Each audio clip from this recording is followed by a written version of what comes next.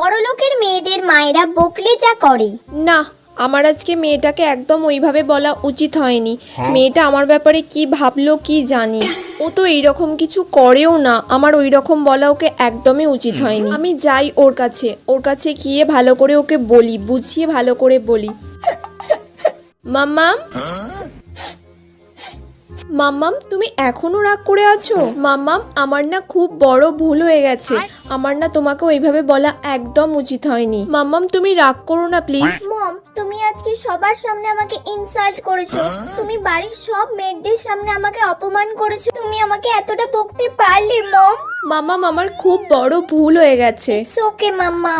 তুমি এরকম ভুল আর কোনোদিনও করো না, ঠিক আছে?